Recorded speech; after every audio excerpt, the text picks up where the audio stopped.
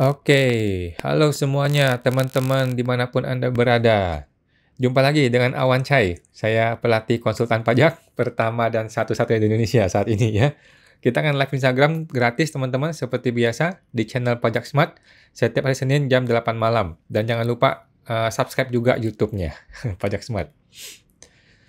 Dan seperti biasa teman-teman, gue perlu disclaimer di awal ya, bahwa semua yang gue sampaikan di video ini teman-teman adalah pendapat pribadi gue 100% ya teman-teman.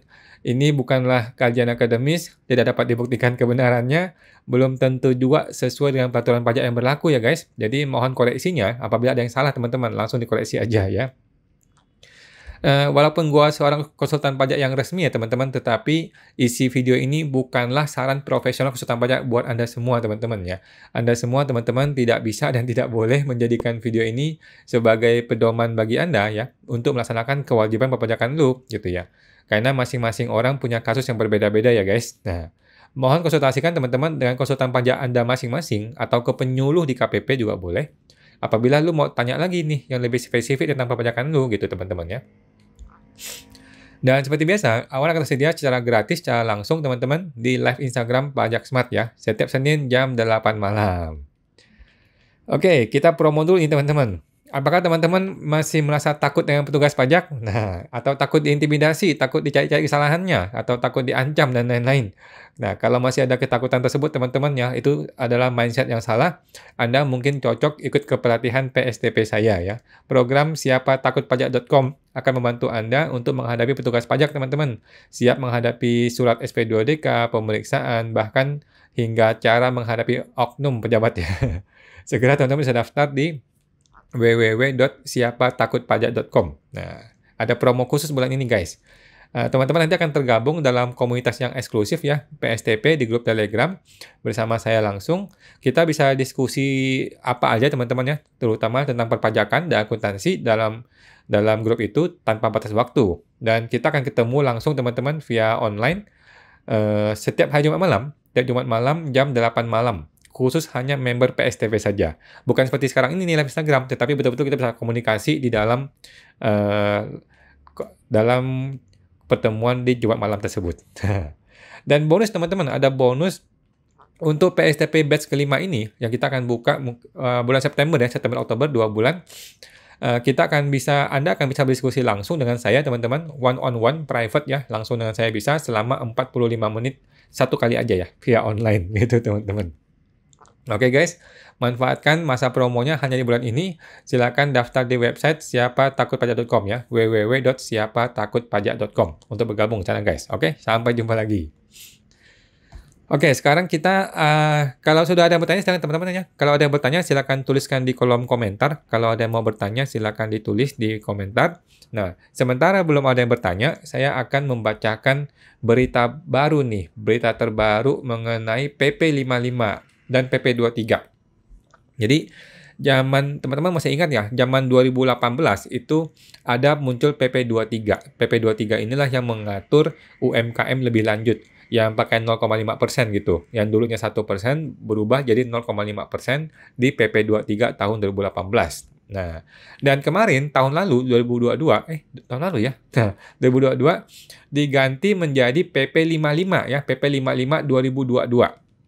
Jadi PP 55 ini sama persis dengan PP 23, cuman dia menambahkan beberapa pasal dan lain-lain. Tetapi esensi PP 23 tidak berubah di PP 55, gitu teman-teman ya. Esensinya sama saja. Nah, kita baca nih, ada berita dari ddtc.co.id ya, ini portal berita paling terpercaya di Indonesia, tentang perpajakan maksudnya ya. Nah, WP pribadi UMKM yang memanfaatkan PPh final 0,5% itu perlu mengajukan suket. Oke, atau surat keterangan sesuai dengan PP 23 tahun 2018 atau yang biasa disebut sebagai suket PP 23. Teman-teman sudah paham ya. Namun, seperti diketahui, PP 23 itu telah diperbaharui melalui PP 55 tahun 2022. Jadi sekarang kita udah nggak usah lagi bicara mengenai PP 23, tetapi sekarang adalah PP 55. Nah, dengan begitu, apakah perlu ada kewajiban untuk mengajukan kembali suket PP 55? Itu pertanyaannya ya, teman-teman ya. Nah, DJP bilang gini. DJP jawabnya gini. Sesuai pasal 63 ayat 1 dan 2 PP 55, wajib pajak harus mengajukan surat keterangan PP 55. Sedangkan, sesuai ayat 3, tata cara pengajuan dan penerbitan suket diatur dalam PMK yang sampai saat ini belum terbit. Nah, gampang benar ya DJP ngomong gitu ya.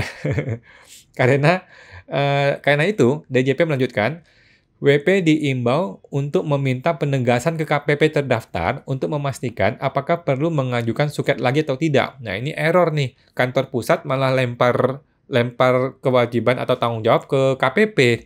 Nanti KPP kan bingung. KPP kan tanya kantor pusat lagi kan. Jadi harusnya tuh kantor pusat langsung kasih keputusan. Begini loh yang benar, gitu loh. Tapi sering kejadian kantor pusat tuh malah melempar satu tugas dia untuk klarifikasi ke KPP masing-masing. Akhirnya KPP masing-masing bikin keputusan berdasarkan persepsi mereka masing-masing. Itu salah ya. Nah, namun perihal suket PP 55 ini, DJP sebelumnya sempat mengkonfirmasi bahwa suket PP 23 masih berlaku teman-teman ya sampai saat ini. Setidaknya sampai dengan PMK mengenai pengajuan suket PP 55 diterbitkan. Suket PP 23, sambung DJP, masih dapat digunakan selama belum ada peraturan baru yang mengubah PMK 99 PMK 23 2018 ya. Seperti diketahui, permohonan surat keterangan itu harus diajukan jika WP bertransaksi dengan pemotong atau pemungut pajak. Oh, ini PMK 99 tahun 2018 tentang tata caranya ya, tata cara suket. Oke. Nah, sebagai informasi, pengajuan suket PP 23 dapat dilakukan secara mandiri di djponline.pajak.go.id ya. Teman-teman silakan ajukan di sana, masuk ke menu layanan, kemudian ke menu KSWP. Nah, kemudian Anda akan bisa mencetak surat keterangan PP 23 di situ, teman-teman ya. PP 55 belum ada ya, belum muncul menunya. Karena belum ada PMK-nya. Oke. Nah, atas transaksi yang dilakukan WP yang telah mempunyai suket PP 23, tidak akan dilakukan pemotongan atau pemungutan PPh 23 sebesar 2% oleh lawan transaksi. Jadi ini hanya dalam rangka jasa teman-teman ya. Hanya dalam rangka jasa saja lu butuh PP 23. Tapi kalau lu transaksinya barang atau dagang barang biasa, itu tidak perlu suket PP 23, tidak perlu ya. Suket PP 23 hanya diperlukan kalau lu bertransaksinya jasa dan akan dipotong oleh si customer. Karena dia mau potong PP 23, kita bilang tidak. Gua ini PPh final. Nah, buktinya apa? Kita mesti buktikan dengan suket PP 23 ini. Sesimpel itu teman-teman ya. Nah, namun katanya, apabila lawan transaksi belum memotong atau memungut 0,5%, maka WP memiliki kewajiban untuk membayar sendiri 0,5%-nya paling lambat tanggal 15 bulan berikutnya. Okay? WP yang dapat memanfaatkan PPh final PP 23 harus memiliki peredaran bruto tidak melebihi 4,8 M ya. UMKM itu kan omset di bawah 4,8 M teman-teman ya. Kalau lebih itu bukan UMKM lagi. Tarif PPh final yang dikenakan adalah 0,5% dikalikan dengan jumlah peredaran bruto setiap bulan atau omsetnya. Oke teman-teman, bukan penghasilannya tetapi omsetnya. Oke teman-teman, jadi kita sudah clear bahwa yang namanya PPh final 0,5% PP 23 itu suketnya masih berlaku ya. Yang lama, yang baru PP 55 belum ada. Oke, sekarang kita akan berusaha menjawab. Oh, sudah ada banyak pertanyaan ternyata. Oke, teman-teman, sebentar ya. Kita cek dulu pertanyaannya dari awal. Oke, dari awal. Dari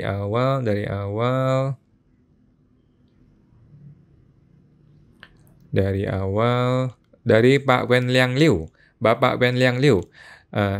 Tadi apa pertanyaannya? Belum ada awalnya, Pak? Tiba-tiba? Oke, coba ya. Tiba-tiba Bapak Ben Liang begini.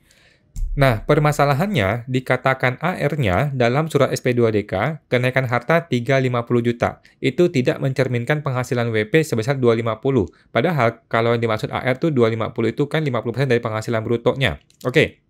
Jadi ceritanya Pak Ben Liang adalah ada orang pribadi pekerja bebas, gitu kan ya. Orang pribadi pekerja bebas dapat uang 500 juta. Kemudian dia hitung pajak pakai metode norma, kan gitu nih. Pakai metode norma, yaitu yang kena pajak hanya 50% kan. 50% yaitu 250 juta, ya. 250 juta yang dihitung pajaknya. Oke. Kemudian harta dia itu bertambahnya itu 350 juta. Oke. Harta dia naiknya itu lebih tinggi dari PKP atau penghasilan kena pajak yang dihitung pakai norma. Oke. Nah, AR mengatakan bahwa hartanya itu seharusnya tidak boleh naik melebihi nilai PKP atau normanya, oke? Nah, menurut gue nih AR-nya error ya teman-teman. Ini sebenarnya AR nggak bodoh, AR-nya tidak bodoh, cuman eh dia pikir kita bodoh gitu ya. Jadi teman-teman juga mesti kasih argumen. Ini jangan jangan didebat marah-marah, enggak. Kita berargumen saja. Bapak AR, uang yang saya terima itu 500 juta, Pak. Uang yang saya terima itu 500 juta. Biaya hidup saya 150 juta. Sehingga tabungan saya jadi 350. Sudah betul dong Pak AR, ya. Jadi kenaikan harta saya sudah betul, Pak. Kenaikan harta saya cara ngitungnya adalah penghasilan saya yang jumlah uang masuk dikurangin dengan biaya hidup saya. Sehingga sisanya jadi penghasilan, jadi tabungan, oke? Yang kedua, mengenai penghasilan PPh, itu juga sudah betul, Pak. PPh-nya pakai metode norma. Saya punya surat norma nih. Saya punya surat NPPN. NPPN itu kan menyatakan bahwa pajak itu hanya dikenai atas 50% dari penghasilan saya. Udah gitu, Pak AR gitu ya. Kalau AR-nya masih ribet, masih error, Bapak tanya, dasar hukumnya apa Pak AR? Bapak AR ngomong bahwa kenaikan penghasilan saya harus di bawah dari PKP. Tidak boleh sesuai dengan uang masuk saya. Dasar hukumnya apa itu, Pak? Undang-undang mana yang ngomong gitu? PMK mana ngomong gitu? Pasal ayat berapa ngomong gitu? Gitu ya. Jadi kita tanya dulu alasannya apa. Dan gue yakin AR-nya tidak akan bisa menjelaskan gitu ya. Mungkin dia muter-muter lagi ya. Nah, jadi kita sudah berusaha menjelaskan, itu satu. Yang kedua, jangan lupa direkam ya teman-teman, direkam pembicaraannya supaya jadi bukti nanti kalau ada masalah. Yang ketiga, kirim surat balasan SP2DK lengkap. Jadi Pak Wenliang nggak usah ribut lagi kalau AR-nya sudah error, nggak mau menerima argumen Bapak, kasih surat resmi. Menjawab surat SP2DK nomor sekian, tanggal sekian, poin A, bahwa saya punya penghasilan itu 500 juta.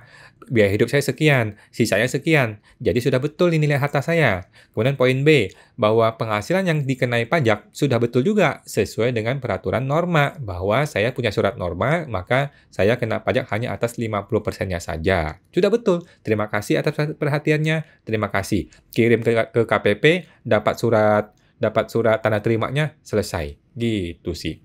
Dan kalau Bapak ketemu AR, jangan lupa minta BA ya, berita acara tertulis, minta fotokopi BA yang ditandatangani oleh WP dan ditandatangani oleh KPP, selesai. Udah gitu aja Pak. Nggak usah ribut lagi. Jadi AR ini nggak bodoh, AR ini tahu, cuman dia pikir kita bodoh. Gitu ya, bercanda ya Pak. Itu Pak Menyang, semoga terbantu Pak Menyang. Ibu Ria Andriana. Malam kawan, malam Bu Ria. Apakah WPOP yang belum punya sertel tidak bisa ajukan IPBK? Kayaknya iya deh Bu. Ibu coba tes IPBK, kalau dia minta sertel, berarti betul tuh, Ibu masih butuh sertel. Saya belum cek lagi si IPBK. Kemungkinan iya, Bu. Jadi buat teman-teman orang pribadi semua ya, ke depannya bikinlah sertel. Karena itu akan dibutuhkan. Sertel itu akan dibutuhkan ya. Jadi negara ini tuh, kalau bisa dibikin ribet, kenapa dibikin susah? Dibikin gampang gitu ya. Semakin ribet, semakin bagus nih negara ini. Jadi sertel itu betul, perlu, Bu. Jadi kita perlu bikin sertel untuk IPBK, Ibu pot unifikasi. Ke depannya nih, lapor SPT tahunan akan butuh sertel. Feeling saya begitu nih. Jadi intinya ke depan tuh semua laporan butuhnya sertel, sertifikat digital. Kenapa? Itu adalah tanda tangan digital kita, gitu. Selama ini kan kita lapor SPT kan nggak ada tanda tangan kan? Selama ini lu lapor SPT itu nggak ada tanda tangannya lagi, karena kan sudah e-form. Kan nggak boleh. SPT itu harus ditandatangani, gitu.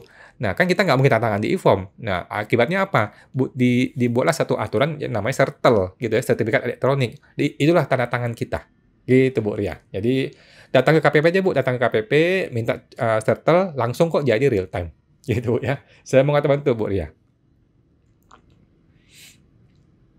Ibu Windy NR. Malam kok, malam Bu Windy. Apa karyawan yang menerima manajemen fee harus dimasukkan dalam objek pajak PPh 21? Jawabannya iya, Bu. Yang namanya karyawan mau terima manajemen fee atau fee apapun, pokoknya dia terima uang, maka itu adalah objek PPh 21. Kalau dia terima barang pun, itu namanya natura, itu juga jadi objek PPh 21 kalau memenuhi kriteria ya di PMK 66 tahun 2023. Gitu, Bu. Jadi intinya itu objek PPh 21, sudah clear. Saya mau bantu Bu Wendy. Bapak Wenliang, AR 250 juta itu kan 50% dari penghasilan bruto kali tarif normal sehingga yang didapatnya angka adalah PKP 250 baru dikali tarif pasal 17. Ya sudah betul. Jadi sudah betul. Cara menghitung pajak adalah 50% kalikan bruto kalikan tarif pajak. Itu cara menghitung pajak, ya kan? Sedangkan cara untuk menghitung kenaikan harta nggak begitu. Cara menghitung kenaikan harta adalah lihat berapa uang yang real yang masuk, yaitu yang 500 juta. Gitu, Pak. Saya mengatakan itu, Pak Ben Yang. Nah, bagaimana penjelasan atau ada undang-undang yang mengatur tentang seharusnya? Tidak ada, Pak. Pak Meliang nggak usah khawatir, tidak akan ada aturan undang-undang seperti itu. Jadi, Bapak kasih tahu AR-nya aja ya. Tolong edukasi AR-nya ya. Cara ngitung kenaikan harta itu bukan dari situ, bukan dari PKP, tetapi dari uang yang real yang masuk ya. Gitu, Pak. Saya mengatakan itu, Pak Meliang. Bapak Katlin SP, kawan mau tanya. Untuk pembagian dividen orang pribadi berupa tanah atau bangunan, memangnya bebas pajak ya? Jadi gini, ada dua kemungkinan ya. Kemungkinan pertama adalah dia terima uang dividen, kemudian dia beli tanah bangunan. Ya kan? Dia terima uang, kemudian dia beli tanah bangunan. Inilah yang dimaksudkan dengan dividen diinvestasikan ke tanah dan bangunan. Gitu Pak ya. Dia terima uang, dia beli tanah bangunan, itu artinya dia investasikan. Kalau dividen diinvestasikan, itu pajaknya 0%, tidak usah bayar pajak, tetapi dia harus lapor selama 3 tahun berturut-turut ya. Lapor di namanya e-reporting investasi. Gitu Pak ya. Nah, jadi dividen itu kan normal kena 10% ya. PPh dividen itu final 10% normalnya. Kalau dia investasikan di tanah atau deposito atau SBN, itu akan jadi 0% dengan syarat dilapor selama 3 tahun berturut-turut. Dan ditahan ya investasinya selama 3 tahun berturut-turut. Oke. Nah, kemungkinan kedua yang saya tangkap dari chatting ini adalah dia itu terimanya langsung tanah bangunan. Nah, kalau itu diterima langsung tanah dan bangunan, itu akan ada PPh-TB dan BPh-TB seperti biasa ya, PPh dan BPh yang pajak penjual pembeli. Nah, itu dia tetap bayar dan itu juga akan jadi dividen yang tidak kena pajak, yang 0%, gitu, Bu. Ya. Intinya sih yang namanya dividen dan diinvestasikan dalam bentuk tanah dan bangunan, maka itu adalah dividen yang tidak kena pajak, yang 0% dengan syarat ditahan 3 tahun investasinya dan dilapor selama 3 kali berturut-turut di SPT, di e-reporting investasi. Gitu, Pak. Saya mengatakan tuh, Ibu Katlin. Bapak Adianto 266. Kok mau tanya, kalau faktur 070 kan pakai BC 4.0, terus di faktur ada diskon, tapi di BC-nya nggak diskon. Itu masalah nggak kok? Apakah di faktur sama BC itu amount-nya harus sama? Menurut saya sih Pak ya, menurut saya disamakan Pak. Kalau bisa, yang namanya dokumen-dokumen penjualan itu sama persis gitu. Invoice-nya, BC ini apa ya? Invoice-nya, kwitansinya, kemudian faktur pajaknya, kalau bisa sama semua Pak, supaya Bapak aman nih, tertib administrasi gitu loh. Jadi adminnya tertib administrasinya gitu. Kalau di invoice tertulis ada diskon, maka di faktur pajak pun ada diskon tertulis juga. Begitu. Lebih baik sih gitu Pak, menurut saya ya, lebih baik begitu. Kalau Bapak langsung begitu, ya sekali-sekali nggak apa-apa lah. Tetapi ke depannya kalau bisa tertib administrasi. Artinya sama persis antara invoice dengan faktur pajak. Gitu Pak. Saya mengatakan itu Pak Adi. Bapak Wen Liang Liu. Nah, bagaimana penjelasan atau ada undang-undang yang mengatur tentang seharusnya kenaikan harta sisa akhir tahun tidak boleh melebihi dari nilai PKP? Tidak ada, Pak. Tidak ada undang-undang seperti itu. Bapak sudah betul. Jadi, Bapak jangan diputar-putar logikanya oleh si AR. Jangan ya. Bapak sudah betul. Jadi, Bapak nggak usah khawatir lagi. Bapak tinggal kasih penjelasan sambil direkam, Pak ya. Ingat direkam audio supaya ada bukti. Nah, kalau dia masih ngotot, masih error gitu ya, tetapi dia tidak bisa kasih aturan atau dasar hukumnya, ya udah Bapak tinggal bikin surat penjelasan saja, tertulis ya, bikin surat penjelasan tertulis, jelaskan apa adanya, gitu ya sudah selesai. Dan minta BA-nya Pak, minta berita acara dari si AR atas pertemuan Bapak dengan dia, gitu. Karena kalau dia sudah pakai persepsi pribadi, kita mau ribut nanti repot, gitu Pak ya. Nah, kan ini negara hukum ya, kita masih pakai negara hukum. Bapak sudah betul, Bapak ragu-ragu karena Bapak pikir dia yang benar gitu, padahal enggak, Bapak yang sudah betul. Gitu, si AR itu yang error. Saya mau itu Pak Men yang.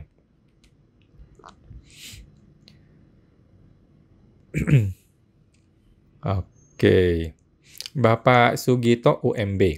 Pak, perihal PP aset terbaru yang tembakau itu bagaimana ya?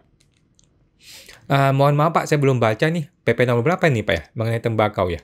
Kebetulan saya nggak ada klien yang tembakau sih, jadi saya nggak gitu perhatikan Pak. Coba cek lagi Pak, saya juga belum baca sih Pak. Nah, saya mau teman tuh Pak Sugito. Bapak Ronyong 89, malam kawan. Malam Pak Ronyong. Dividen atas PTP seandainya tidak diinvestasikan, tetap dikenakan pajak 10% atas dividen tersebut Trimsco. Oke, jadi PTP Pak, PTP orangan sampai sekarang masih belum jelas apakah menggunakan dividen atau menggunakan prefer. Oke, kalau saya lebih menggunakan prefer. Saya masih berpendapat bahwa PTP itu menggunakan prefer. Buktinya apa? Buktinya adalah PTP itu modalnya tidak terbagi atas saham, sama seperti CV, yayasan, organisasi, firma, dan lain-lain. Oke, kan mereka pakai prefer tuh, oleh karena itu PTP pakai prefer. Kemudian alasan saya berikutnya adalah PTP itu dapat suket tuh 4 tahun, ya. Suket PP 55-nya PTP adalah 4 tahun. Artinya apa? Sama dengan CV. Gitu. Itu pendapat pribadi saya. Tetapi kalaupun suatu hari gua disalahkan, gua juga sudah siap sih dengan bayar 10%. Oke. Alasan orang menggunakan ini sebagai dividen, ada beberapa konsultan yang bilang ini dividen nih. Kenapa? Namanya aja PT gitu loh. Walaupun dia PTP orangan, namanya aja PT. Artinya dia kelompoknya PT. Artinya apa? Menggunakan metode dividen. Gitu ya. Nah, sekarang tergantung Bapak nih. Pak Ronyong mau main aman pakai dividen atau mau siap berargumen seperti saya pakai prefer gitu. Kalau mau main aman, pakailah dividen sudah betul. Oke. Sudah pasti betul kalau dividen ya.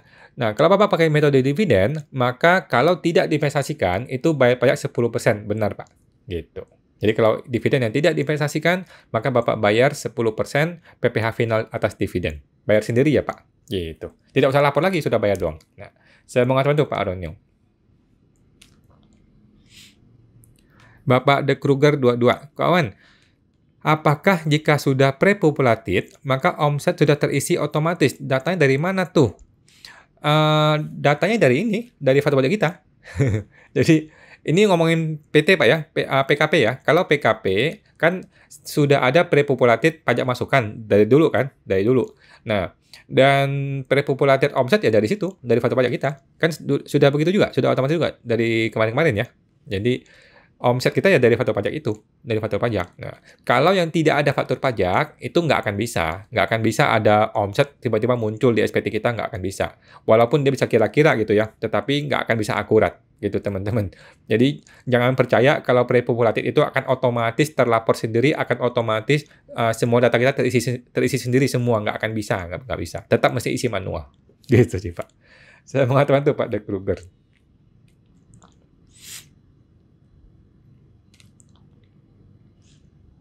Oke, Bapak De Kualu. Malam Pak Wan, malam Pak De Kualu. Mau tanya, apakah seseorang yang studi di luar negeri dan belum punya NPWP, apakah harus mengajukan surat yang menyatakan kalau yang bersangkutan tidak perlu melaporkan hartanya? Betul Pak, ada satu surat yang namanya surat SPLN, Subjek Pajak Luar Negeri. Oke, surat SPLN ini ada dari PMK 18 tahun 2021 dan sudah diperbarui lagi deh. Jadi ada beberapa syarat tuh. Dia mesti punya domisili di sana, mungkin dia bisa buktikan bahwa dia sekolah di sana, kemudian mungkin kopi paspor dan sebagainya. Intinya sih membuktikan bahwa dia permanen di sana gitu. Intinya sih gitu ya. Nah, kalau dia punya surat SPLN, maka dia tidak perlu lapor ataupun bayar pajak di Indonesia gitu. Nah, masalahnya orang ini tidak punya NPWP, ya kan? Orang ini tidak punya NPWP kan, maka dia sudah otomatis bukan subjek pajak dalam negeri. Kan dia nggak punya NPWP. Nah, kalau dia punya NPWP, maka dia perlu minta SPLN itu.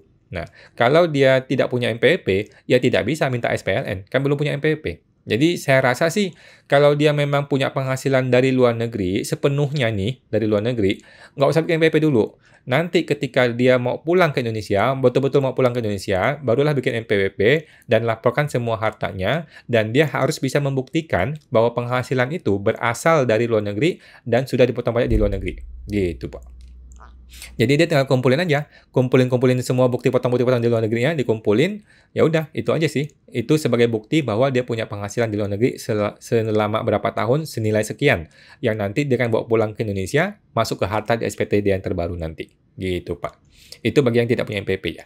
Nah, nggak usah bikin dulu sih kalau saya rasa. Semoga Tuhan tuh Pak De Kualu. Bapak Kevin Deon, akun Tokped bisa nggak ya atas nama perusahaan untuk pembelian dan bisa kreditkan PPN-nya? Saya sih belum pernah, Pak. Saya rasa bisa ya. Saya rasa bisa. Kan bisa kok PT-PT bikin akun Tokped tuh bisa untuk menjual. Berarti kan otomatis bisa untuk beli juga dong. Setahu saya bisa, Pak. Cuman mungkin mesti pengajuan secara email dan resmi gitu, Pak ya. Nggak bisa langsung via aplikasi. Sepertinya sih gitu, Pak ya. Kan kita udah lama nih bikin Tokped, kita nggak tahu nih yang sekarang terbaru-baru ini bagaimana cara bikin akun barunya. Kemungkinan besar bisa, Pak. Kemungkinan besar bisa sih.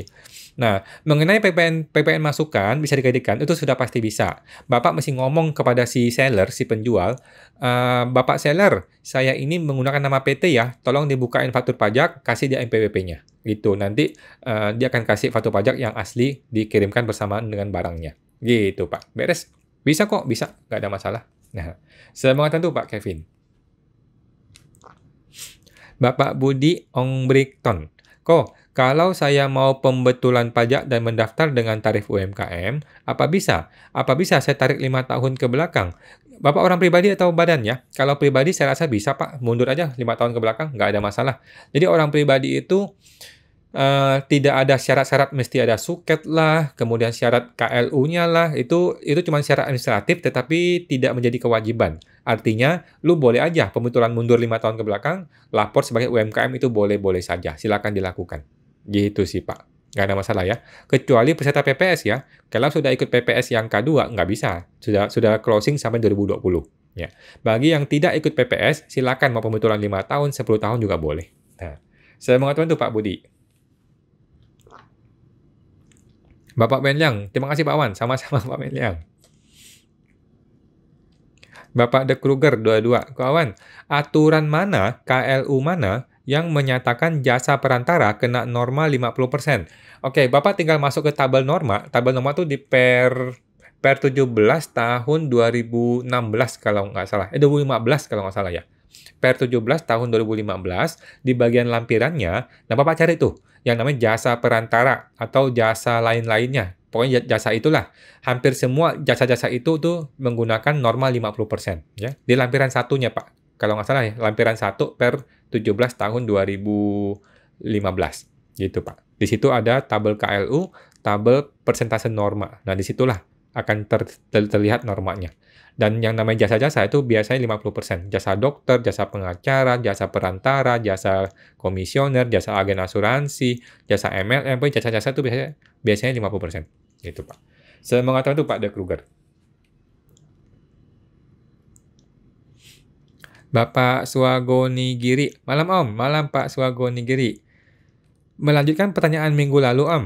Kalau orang yang belum punya MPP, tapi punya harta 1M sejak 10 tahun yang lalu, dan saat pelaporan SPT pertama, sudah pasti kena pemeriksaan ya? Enggak juga Pak, enggak juga. Paling dipanggil, ditanya doang sama AR, atau ada SP2DK gitu. Masih jauh lah kalau pemeriksaan. Saya rasa kalau orang pribadi itu biasanya cuma persuasif aja sih, dipanggil AR, diajak ngobrol gitu doang sih. Jarang orang pribadi sampai pemeriksaan, bahkan saya belum pernah ya orang pribadi pemeriksaan. Gitu Pak. Nggak masalah Pak, nanti kalau dipanggil kita jelaskan bahwa uang ini tuh sudah ada sejak 10 tahun yang lalu Pak. Kita bisa kasih bukti ya, harus kasih bukti ya Pak, bahwa nih saya kasih lihat nih buku rekening saya 10 tahun yang lalu, ada kok barangnya. Gitu Pak. Nah, saya mengatakan tuh Pak Swago Nigiri.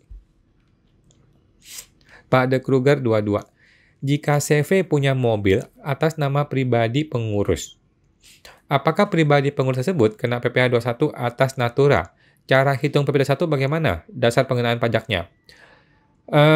Ini Bapak bakal ribut nih sama AR. Karena AR akan mengatakan ini sudah masuk dividen terselubung. Sudah masuk kategori dividen terselubung. Oke. Jadi paling aman, udah deh Bapak pilih nih. Mau tetap nama si pribadi artinya dijual ke orang pribadi mobilnya, atau mau nama PT dibalik nama ke CV. Gitu. Jadi mobilnya dibalik nama ke CV, karena barangnya CV ya pakai nama CV, barangnya pribadi pakai nama pribadi, gitu ya. Mesti tentukan nama dulu nih. Nah, kemudian PPh 21 atas Natura. Kebetulan ini CV kan ya. Kalau CV yang namanya komanditer, kalau terima mobil atau terima uang atau terima apapun, itu bukan PPh 21, tetapi itu menjadi prive, gitu, menjadi prive ya.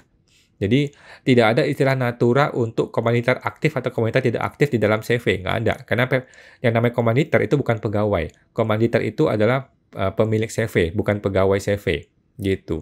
Jadi tidak ada natura, langsung ke prefer dan itu non DE ya, non deductible expense. Artinya itu biaya yang tidak bisa dibiayakan, gitu.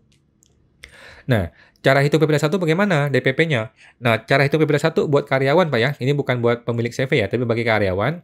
Kalau terima natura, cara hitungnya gampang. Natura ini adalah sama seperti tunjangan-tunjangan yang lain. Jadi ada tunjangan makan, tunjangan operasional, atau tunjangan apa gitu ya. Tambah satu yang namanya natura. Udah gitu doang, Pak. Digabungkan natura itu dalam perhitungan PPh 21 bulanan si karyawan tersebut. Gitu, Pak. Semangat terbantu, Pak De Kruger. Bapak Swagonigiri. Tanya lagi, Om. Kalau mobil di SPT sudah berubah bentuk menjadi uang tabungan dan di SPT tetap tulis mobil, apakah boleh? Jawabannya tidak boleh, Pak. Tidak ya. Kalau sudah berubah jadi uang, ya ganti jadi uang. Kalau berubah jadi sepeda, ya ganti sepeda. Kalau berubah jadi deposito, ya jadi deposito. Gitu, Pak ya. Itu yang betul, Pak. Itu yang betul. Kalau Bapak sudah terlanjur lapor mobil, kemudian Bapak merasa, repot pembetulan. Ya nggak apa-apa, tahun depan dibenerin gitu sih, Pak. Gitu sih. Jadi kalau pertanyaannya boleh atau nggak boleh, ya tidak. Yang benar adalah ikuti kondisi sebenarnya. Kalau kondisi sebenarnya sudah berubah jadi deposito, ya deposito. Kalau tabungan, ya tabungan. Gitu sih, Pak. Yang betul ya. Nah, tapi kalau Bapak merasa, repot pembetulan lagi, tahun-tahun lalu malas, ya sudah nggak apa-apa. Yang penting kan totalnya sudah betul. Total sudah betul, tahun depan Bapak betulkan. Tahun depan sudah paham kan aturannya, ikuti yang betul. Gitu sih, Pak.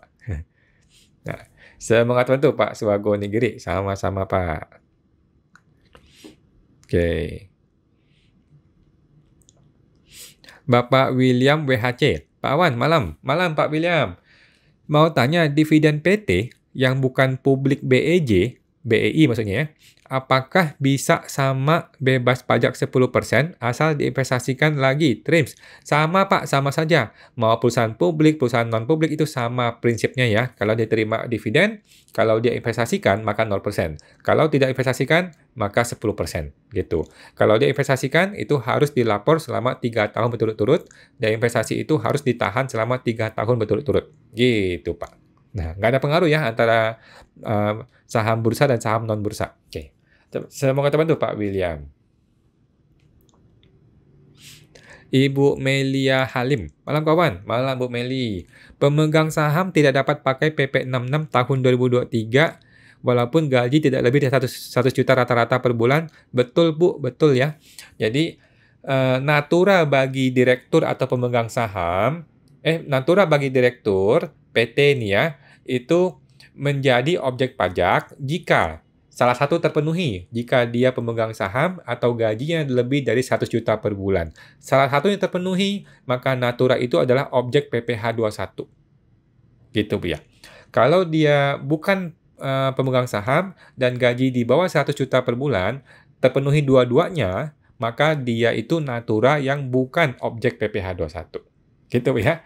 Jadi kalau salah satunya terpenuhi, dia pemegang saham atau dia punya gaji lebih dari 100 juta, salah satu terpenuhi, maka yang namanya fasilitas kendaraan itu adalah natura yang adalah objek PPh 21. Gitu, Bu ya. Biar nggak salah. Dan ini hanya sehubungan dengan kendaraannya, Bu.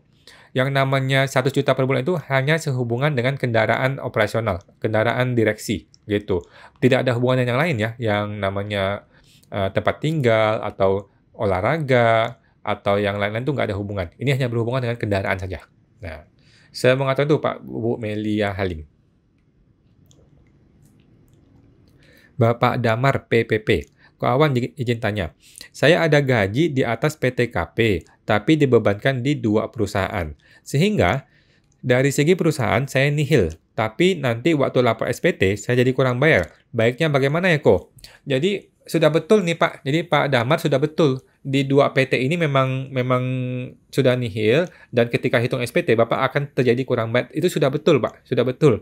Jadi Bapak mesti siapkan budget di bulan Desember atau bulan Maret gitu ya untuk bayar PPh-nya. Sudah betul.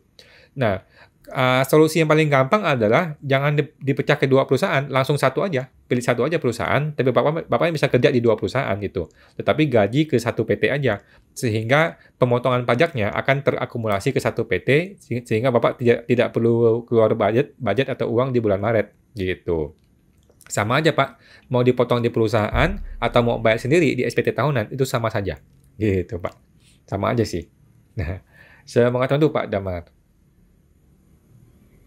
Ibu Windy YNR.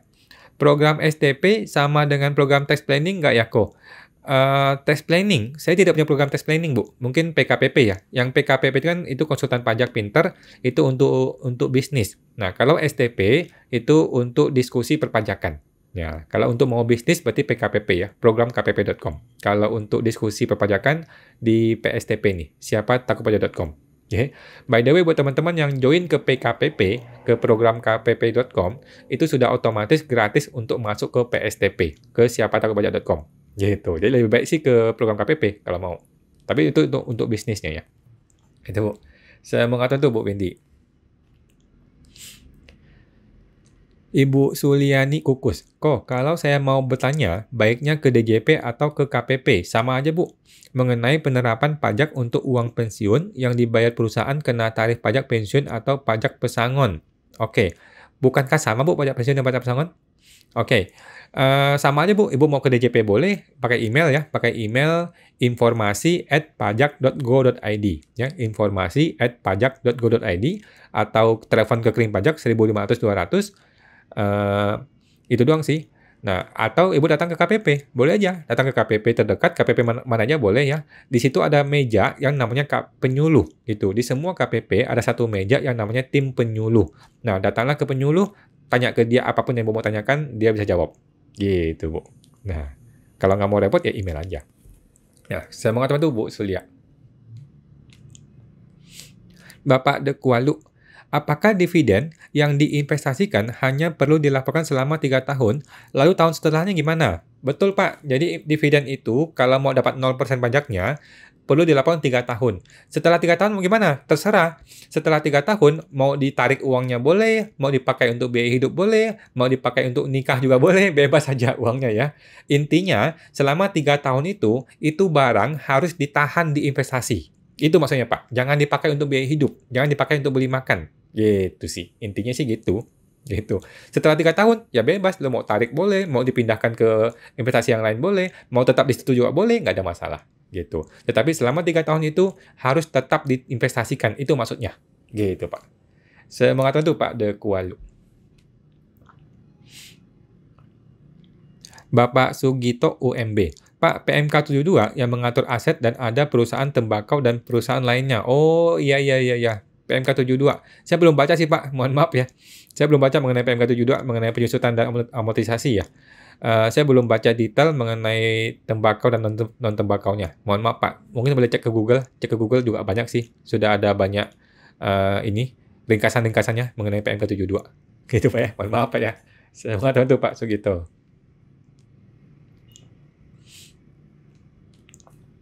Ibu Melia.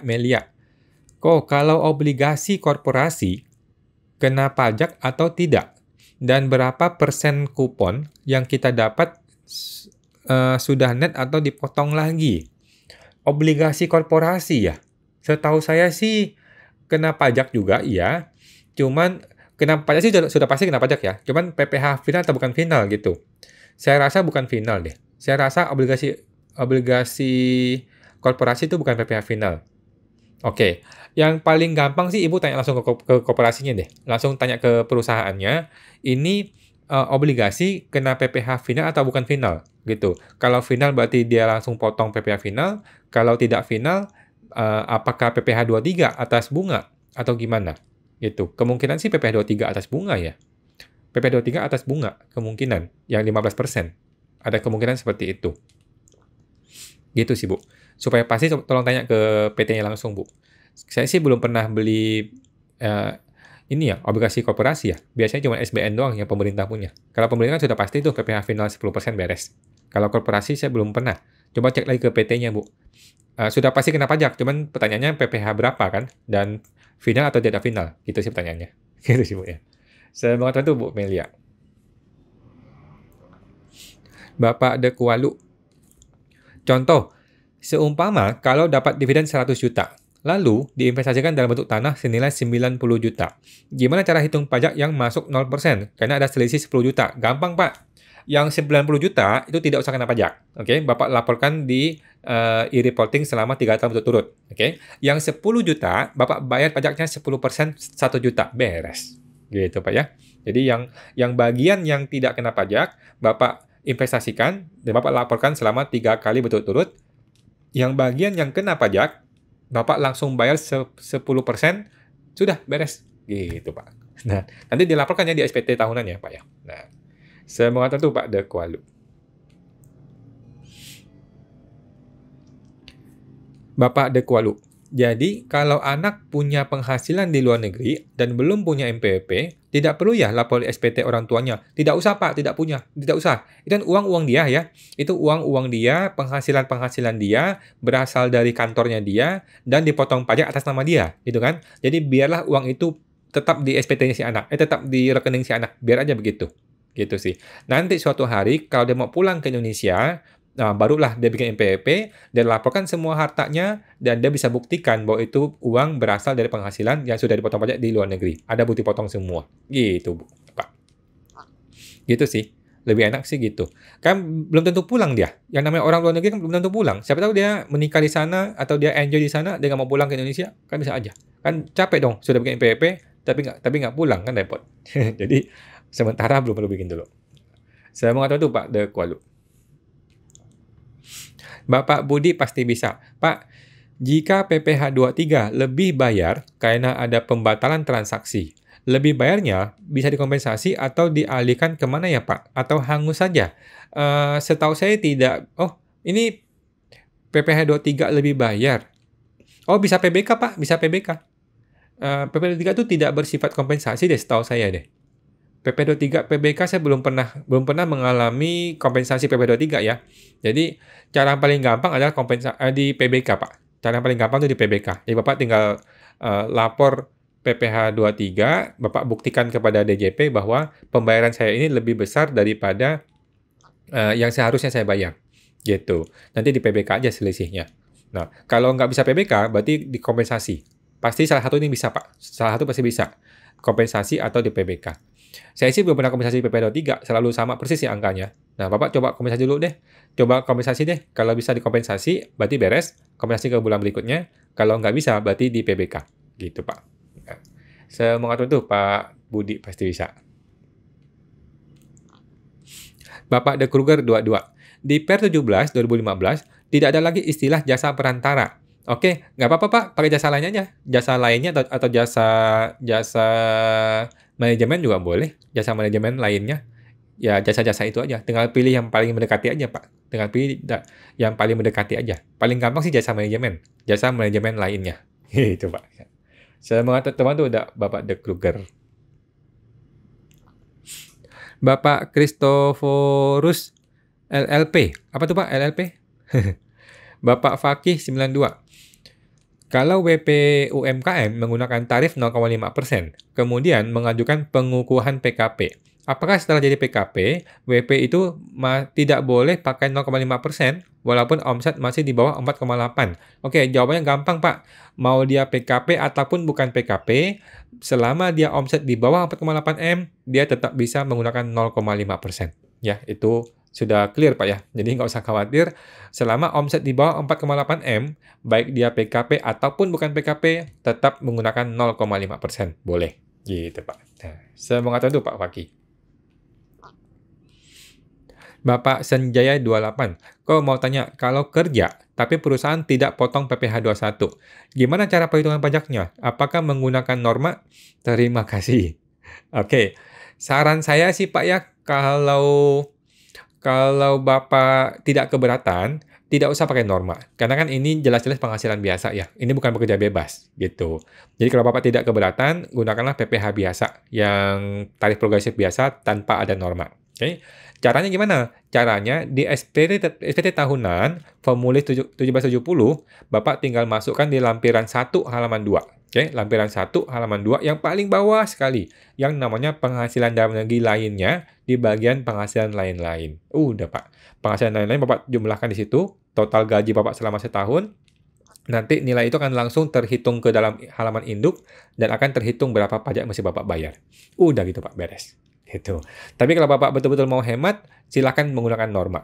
Dengan syarat harus punya surat norma di awal tahun, Pak ya. Di sebelum 31 Maret sudah harus ada surat norma. Barulah bisa menggunakan norma di tahun tersebut. Gitu.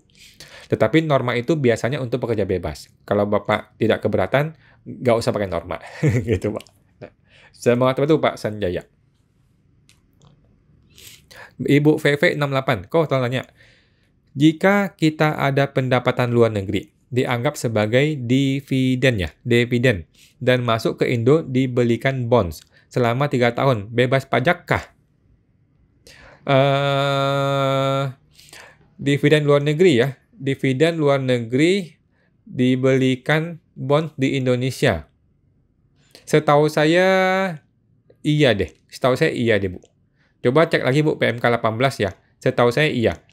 Kalau dividen luar negeri itu minimal 30% kalau nggak salah deh. Minimal 30% dibawa pulang ke Indonesia, maka itu akan bisa jadi kategori ini, kategori dividen yang tidak usah kena pajak. Gitu. Minimal dibawa pulang 30% ke Indonesia dan diinvestasikan di Indonesia minimal 30%-nya. Kalau nggak salah seperti itu, Bu ya. Tapi coba cek lagi ke aturan resminya, Bu, ke Google aja. Cek ke Google. Dividen luar negeri bebas pajak gitu. Nanti akan keluar aturannya, Pak, Bu. PMK 18 tahun 2021. Setahu saya sih iya sih. Dividen luar negeri juga sama. Yang penting kita bawa pulang ke Indonesia dan diinvestasikan. Gitu, Bu. Semangat satu, Bu VV. Ibu E. Prastiadi. Bagaimana cara berargumen yang baik untuk menjelaskan kalau PTP menggunakan Priveco? Oke. Saya sih sampai hari ini, Pak ya, belum pernah berdebat dengan AR mengenai ini. Nih, yang pertama, argumen saya kenapa PTP pakai Prive adalah PTP itu modalnya tidak terbagi atas saham. Artinya, pendapat saya, yang namanya dividen itu hanya untuk PT yang atas saham saja. Gitu.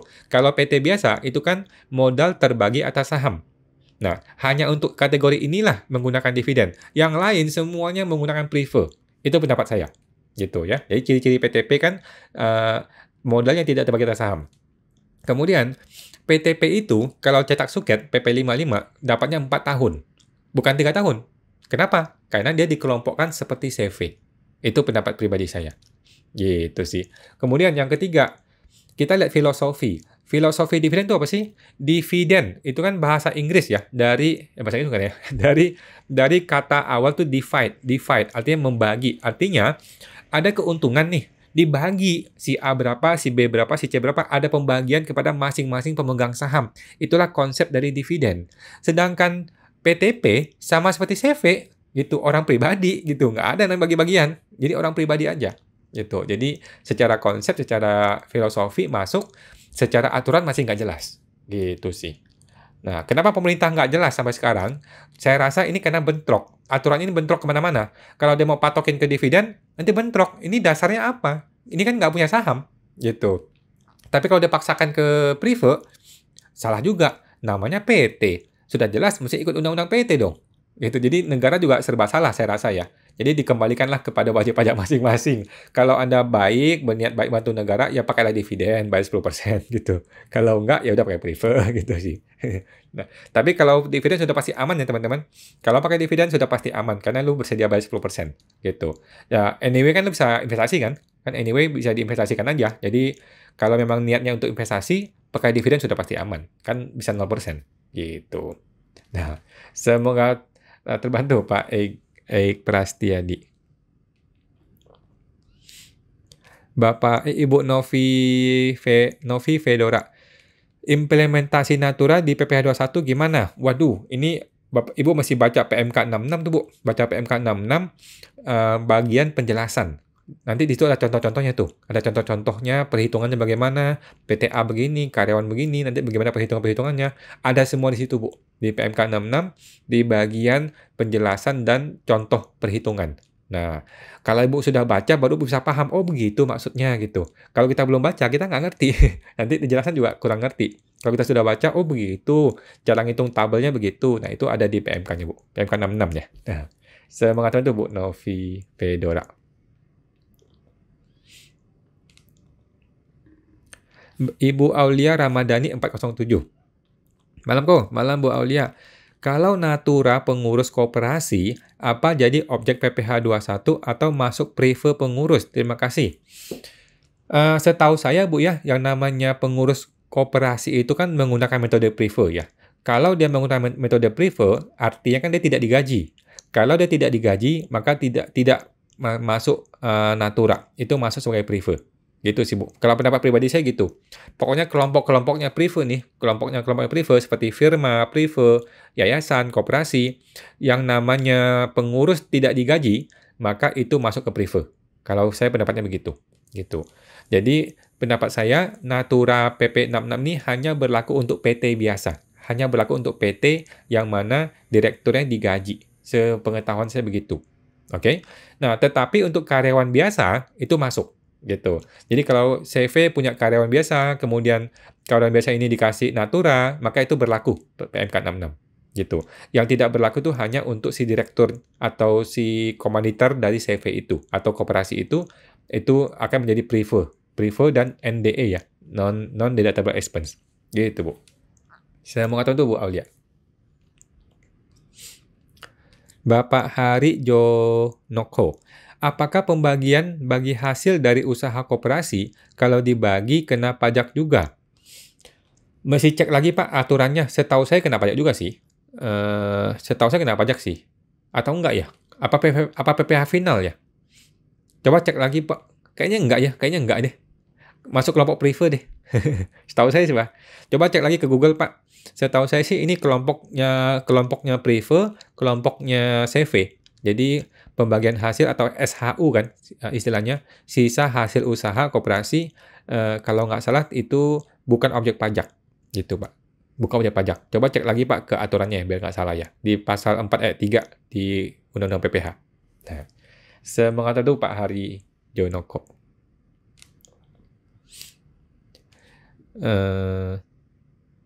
Ibu Priyani Wijaya, malam Bu Priyani. Kalau misalnya biaya penyusutan kendaraan direktur, kan dianggap penghasilan direktur sebagai Natura, oke? Nanti ketika nilai bukunya sudah habis, kendaraan itu jadi milik siapa ya kok? Jawabannya gampang, tetap milik PT gitu Bu ya, tetap milik PT. Jadi kalau memang sudah diniatkan mau kasih ke direktur, udah mending dari awal beli mobil pakai nama direktur, udah paling gampang gitu. Jadi tiap bulan kasih dia tunjangan-tunjangan untuk beli mobil itu gitu. Kalau memang diniatkan untuk kasih dia gitu ya. Tetapi kalau hanya untuk operasional dia saja, ya tidak. Tetap nama PT, tetap miliknya PT. Gitu, Bu ya. Nah, saya mengatakan itu, Bu Priyani. Ibu Deva Agung. Malam kawan, malam Bu Deva. Ibu Siakling 80. Kalau beda perusahaan dibebankan, hanya diakumulasikan ke satu perusahaan itu mekanismenya gimana, Pak? Ini mengenai apa nih, Bu? Mengenai PP 21 tadi ya? Oh ya, jadi maksudnya gini, si orang pribadi, si karyawan, ketika dia lapor SPT tahunan, kan itu ada input tuh, ada menginput penghasilan sehubungan dengan pekerjaan kan. Yang dia input apa? Yang dia input adalah A1, ya kan? Nah, yang dia input adalah bukti potong dari perusahaan kan. Nah, di situ dia menginputnya 2, gitu Bu. Menginputnya 2 atau 3 atau berapa sesuai dengan bukti potong yang dia terima dari perusahaan, gitu.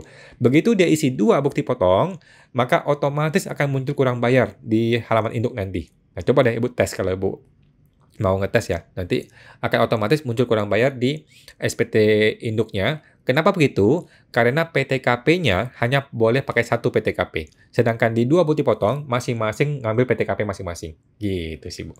Sebenarnya sih gini, kalau ini satu grup sebenarnya ya, kalau ini satu grup, si PT yang kedua itu sebenarnya boleh menghilangkan PTKP ketika dia menghitung. Nah, mungkin itu lebih tepat. Gitu. Cuman biasanya PT tuh males ngitung-ngitung begitu. Ya udah kalau kerja di sini ya udah pakai PTKP biasa gitu. Malas dia ngitung PTKP yang sudah dibebankan di PT lain. Gitu sih Bu. Semoga terbantu Bu Siak Ling. Bapak Damar, PPP. Kalau di salah satu PT saya dianggap karyawan, tidak berkesinambungan, apa nanti lapor SPT pribadi saya tetap kurang bayar kok? Tetap Pak, tetap kurang bayar sih. Pokoknya kalau orang pribadi punya 2 bukti potong atau punya 2 sumber penghasilan, kemungkinan besar sih tetap akan ada kurang bayar. Gitu sih Pak. Nah, seperti tadi saya barusan bilang, solusi yang lebih tepat lagi adalah PT yang kedua itu nanti tidak menerima PTKP, gitu. Jadi dia tidak usah menghitung PTKP, langsung gunakan tarif yang tertinggi setelah dari PT yang pertama. Nah, dengan begitu, Bapak tidak akan kurang bayar. Tidak akan terjadi kurang bayar. Tetapi biasanya PT itu malas cara ngitung begitu. Agak repot nih ngitungnya. Gitu Pak ya. Jadi PT pertama sudah betul, PT yang kedua itu melanjutkan saja. Melanjutkan tarif yang lebih tinggi. Gitu. Tidak mulai dari nol lagi. Dan tidak ada PTKP. Nah, gitu Pak. Saya mau kata tuh Pak Damar. Bapak De Kruger 22. Dividen harus diinvestasikan. Boleh di tabungan kok? Setahu saya boleh, Pak. Setahu saya boleh. Di tabungan boleh, di deposito boleh, di saham boleh, SBN boleh. Pokoknya semua instrumen keuangan itu rasanya boleh. Rasa-rasanya boleh. Nah, saya mau kata tuh Pak De Kruger. Bapak Kelly Wijaya. Malam kawan, malam Pak Wijaya. Izin tanya, apakah PTP boleh gaji pemilik PTP? Kalau boleh, apa aja yang perlu dilakukan? Jadi gini, kalau Bapak menggunakan metode dividen, maka boleh. Artinya direktur digaji, seperti PT biasa. Okay? Kalau Bapak menggunakan metode prefer, maka tidak ada namanya gaji direktur. Nah, semuanya adalah prefer. Gitu. Tergantung Bapak nih mau pilih mana. Kalau Bapak masih bingung dan tidak mau repot, pakailah dividen. Itu paling aman, paling gampang. Sudah pasti aman. Ya, pakailah dividen. Artinya apa? Pemilik boleh digaji. Ya, gunakanlah gaji seperti biasa. Potong PP21 seperti biasa. Gitu, Pak. Apa mesti dilakukan? Tidak ada perlu dilakukan. Langsung seperti biasa aja. Seperti biasa, masukin gaji di ISPT PPh21, dilapor PP21, seperti biasa. Dipotong PPh-nya dan bayar. Seperti biasa. Gitu. Nggak ada yang perlu dibikin surat, itu nggak perlu. Nah, semangat itu Pak Wijaya. Ibu Siakling 80. Dividen pajak 0%, kalau nggak mau bayar pajak lagi, investasinya di asuransi aja, jadi benar-benar gratis. Investasi di asuransi ya?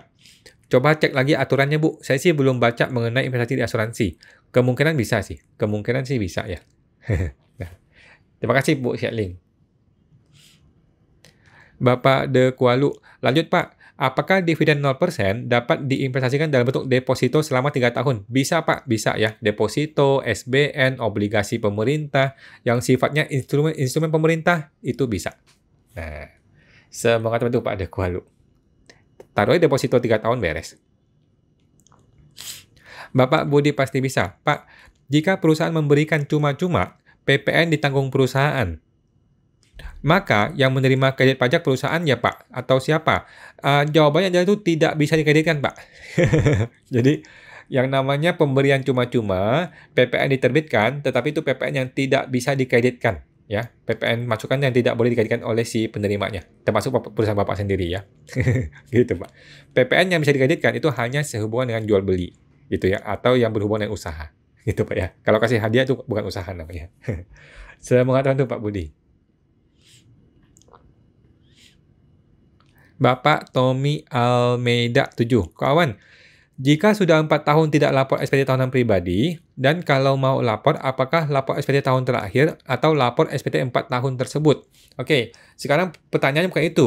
Pertanyaannya hartanya banyak apa enggak? Ya, kalau tidak ada harta, menurut saya sih cuek aja yang kemarin-kemarin, lapornya mulai tahun depan. Gitu ya, kalau tidak punya harta. Tetapi kalau punya harta, itu mesti mundur. Kenapa? Karena dia mesti jelaskan kronologisnya, bagaimana dia dapetin harta itu.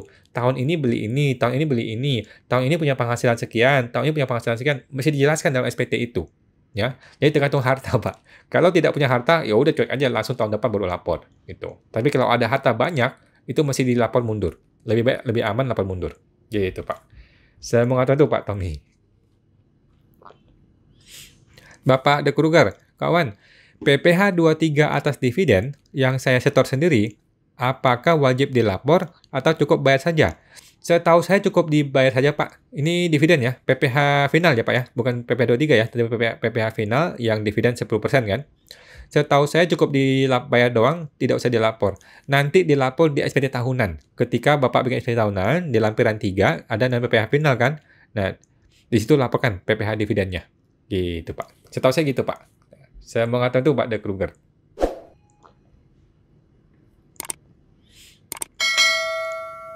Bapak De Kualu, satu lagi Pak, kalau anak punya penghasilan dalam negeri, apakah bisa dilaporkan ikut dalam SPT orang tua? Nggak bisa Pak, penghasilan anak ya penghasilan anak, penghasilan kita ya penghasilan kita. Gitu sih Pak, lebih baik masing-masing lapor. Oke, kalau harta boleh nih dia pindahin ke orang tua atau pindahin ke anaknya, namanya hibah. Dari anak ke orang tua namanya hibah, orang tua ke anak namanya hibah kan. Tetapi saran saya sebaiknya kalau nggak ada urusan, nggak ada penting-penting amat, masing-masing saja Pak, masing-masing aja. Jangan digabung-gabung gitu, nanti malah repotin diri sendiri. Gitu Pak. Semoga teman-teman Pak De Kualu. Bapak Hafin 88. Malam kawan, malam Pak Hafin. Kalau PTP, apakah dianggap sebagai dividen atau prefer? Seperti tadi sudah saya jelaskan Pak ya, masih jadi perdebatan. Masih jadi perdebatan, ini pakai dividen atau pakai prefer. Kalau saya lebih pilih prefer, tetapi saya siap berargumen. Kalau Bapak mau cari aman, mau tenang hidupnya, gunakanlah dividen. Karena dividen sudah pasti aman. Gitu Pak ya. Nah, saya mengatakan itu Pak Hafin. Bapak Budi pasti bisa. Pak, jika usaha PT masih menggunakan PPh UMKM dan belum membuat laporan keuangan dan neraca, boleh tidak Pak di lampiran 82A transkrip laporan keuangan tidak diisi? Mohon penjelasannya. Jawabannya tidak Pak, tidak ya tidak. Jangan begitu. Bapak bikin dulu laporannya, nggak usah terburu-buru, kan sudah terlambat juga kan? Sekarang sudah Agustus nih, sudah terlambat anyway. So, Bapak bikin dulu laporan keuangannya, neraca bikin, laporan laba rugi dibikin, barulah Bapak susun SPT tahunannya. Gitu Pak ya. Nggak bisa Bapak isi nol semua, nanti percuma. Bapak sudah lapor, tetap perlu pembetulan, jadi percuma. Jadi mending tunggu dulu, dirapikan dulu, baru dilapor. Gitu. Toh sudah terlambat juga kan SPT tahunannya. Nah, semangat itu Pak Budi. Ibu Liu Lucy 2012. Malam kok, malam Bu Lucy. Ada WPOP lapor penghasilan di atas 4,8 M, tapi tidak PKP. Apakah nantinya, jika diketahui oleh AR, disuruh PKP dulu, baru pungut dan bayar PPN, atau disuruh bayar dari sebelum WP PKP? Jadi saya pernah kena kasus begini nih Pak, Ibu. Saya pernah kasus kayak begini, AR yang ngotot. Pokoknya harus bayar PPN di tahun tersebut, gitu. Dia nggak mau PKP sekarang. Dia mau PKP itu langsung di tahun tersebut. Gitu. Saya ribut sama AR itu waktu itu tuh. Jadi gini solusinya, bikinlah pembetulan SPT ya. Bikinlah pembetulan SPT, turunkan omsetnya di bawah 4,8 M. Gitu, Bu. Itu solusinya ya. Terpaksa. Daripada kita PKP langsung di tahun itu kan cilaka. Gitu. Jadi turunkan omsetnya, pembetulan terpaksa deh mau ngotot-ngotot deh sama AR. Gitu deh. Tetapi nggak boleh. Lu lapor omset lebih dari 4,8 M tapi tidak mengajukan PKP, itu bodoh namanya. Nggak bisa. Gitu ya. Nah, saya mengatakan itu Pak Bu Lucy. Bisa pembetulan Bu, segera. Bapak Faki 92. Malam kok. Apakah PMPPN yang dipungut oleh lawan transaksi boleh dibebankan sebagai biaya untuk menghitung penghasilan neto dalam perhitungan PPh? Jawabannya boleh Pak. Yang namanya pajak masukan itu boleh dua. Mau dikreditkan di PPN boleh, mau dibiayakan sebagai beban juga boleh. Gitu Pak. Jadi PM tuh punya sifatnya dua. Sama seperti PPh 25, sama seperti PPh 23. Boleh dikreditkan kalau mau, boleh dibiayakan kalau mau. Gitu, tinggal dipilih. Nah, saya mengatakan tuh Pak Fakih 92. Ibu Selvi Himawari 99. Malam kok. Kalau omset kita di November tiba-tiba naik di atas 4,8 M, itu gimana ya? Selisihnya itu langsung kena PPN atau tidak ya? Tidak Bu. Jadi di bulan ketika Ibu melewati 4,8 M, itu belum perlu bayar PPN. Oke. Ibu dikasih waktu bulan berikutnya, ya di undang-undang bilang gitu. Di undang-undang bilang gitu, di bulan berikutnya Ibu sudah harus PKP. Artinya, begitu melewati 4,8 M, Ibu sudah mulai mengurus PPN, sudah mulai mengurus PKP. Nah, setelah tanggal PKP-nya jadi, barulah Ibu mulai menerima ataupun menerbitkan faktur pajak. Gitu, Bu. Jadi segera aja, Bu, segera. Jadi dikasih waktu 1 bulan oleh undang-undang sampai bulan berikutnya sudah harus jadi PKP. Gitu, Bu. Saya mengatakan itu, Bu Selfie. Ibu Kiminov 2269. Jika orang diberikan MPWP secara jabatan, bisa dibatalkan nggak? Nggak bisa, Bu. Padahal orang tersebut hanya kuli, Memang dia punya gelar sarjana hukum, cuma memang dari lulus tidak beruntung hanya jadi pekerja serabutan. Sekarang dia umur 57 tahun sekarang. Oke. Sulit sih Bu mau menghapus NPWP. Kalau mau dicoba boleh. Kalau mau coba bisa ya. Ibu tinggal datang ke KPP, bikin surat permohonan penghapusan NPWP. Itu sudah ada formatnya tuh di KPP ya. Surat pencabutan NPWP ya. Bikin surat pencabutan NPWP, diisi nama dan sebagainya. Tadi isi itu alasannya. Alasannya apa? Alasannya adalah penghasilan saya di bawah PTKP. Gitu, Bu. Kasih dia penjelasan, penghasilan saya di bawah PTKP dan ini NPWP tidak pernah saya minta langsung dari KPP. Ini otomatis jabatan, gitu. Nah, kemungkinan bisa diterima pencabutannya, tetapi sulit ya. Maksudnya mesti pemeriksaan lagi, ketemu AR lagi, ribet, gitu sih. Tetapi ya daripada khawatir, coba aja Bu, datang ke KPP aja, minta pencabutan NPWP. Gitu, Bu. Semangat teman tuh Bu Kiminto.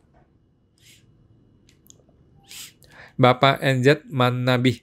Kok selama ini perusahaan jasa belum pernah lapor pajak dan usaha sudah berjalan lebih dari 5 tahun. Jadi kalau mau lapor pajak harus mulai dari mana kok? Mulailah dari akunting, Pak. Mulailah dari akunting. Paling gampang gimana? Kumpulin semua rekening banknya.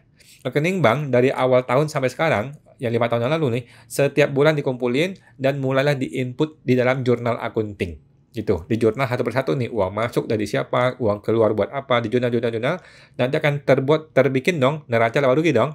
Neraca laba rugi akan jadi, nah barulah dibikin SPT tahunan di masing-masing tahun tersebut. Kemudian dibayar pajaknya kalau memang ada pajak yang belum dibayar. Gitu, Pak.